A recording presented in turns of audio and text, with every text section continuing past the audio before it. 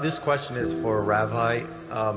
You mentioned the story of that. I think you said he was Jewish and he was shot by at that. I think it was a concentration camp or something like that. And I'm going to play the devil's advocate for a bit and pretend I'm Sam Harris. No pun intended, of course. You stated that God was watching. God watched the gentleman pull the trigger. If God was watching, why didn't he make that trigger not work? Why didn't he make that poor individual just pass out while he was digging the grave? Okay. I believe Sam Harris would ask that type of question and demand an answer. Yes, I appreciate that question. Playing the devil's advocate, you said that why didn't God keep the man from pulling the trigger rather than allowing the man to pull the trigger and then watch over him and bringing about some kind of judgment? I would say this to you, that the supreme ethic that God has given to us is the ethic of love. It is the peak of all intellectual and emotional alignment. This thing we call love, which places value upon the other person of worth and as something to be protected. It was interesting, of all people, it was Oscar Wilde who on his deathbed in his 40s, by his lover by his side, Robbie Ross, he turned to Robbie and he said, "Did you love any one of those little boys for their own sake?" It was an incredible question to ask by a man who was a hedonist on his deathbed in his 40s.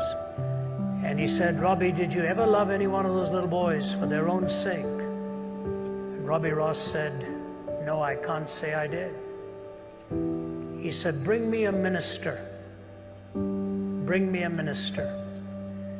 And it was in his magnificent poem, The Ballad of Reading Gaol, that Oscar Wilde said, "Only Christ was big enough to cleanse his heart and forgive him for all that he had done."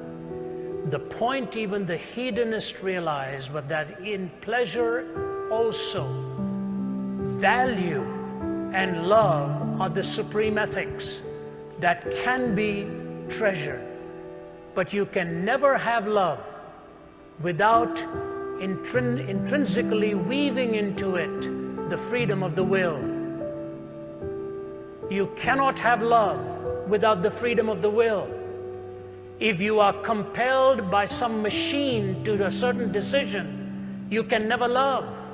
You can comply, but you will never be choosing to express that sentiment and the reality of love. If love is the supreme ethic, and freedom is indispensable to love, and God's supreme goal for you and for me is that we will love Him with all of our hearts and love our neighbors as ourselves, for Him to violate our free will would be to violate that which is a necessary component so that love can flourish and love can be expressed. If you're asking for God to always stop the trigger, why not God stop everything else? Next time you hold a cup of boiling water, He makes it frozen water instead. Next time you're about to cross the street and you're going to be hit, He pulls your leg back. What you're asking for is a different entity than humanity.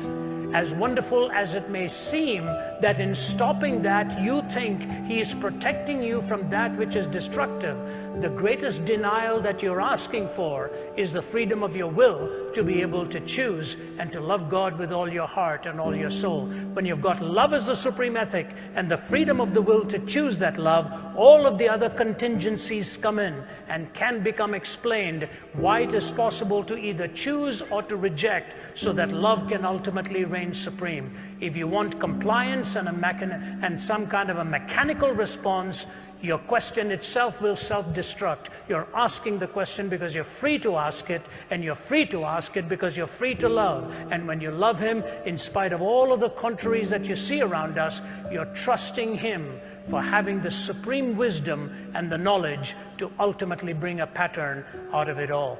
We think, for example, we know so much. The story is told in Mideastern folklore of this man who lost his horse that ran away.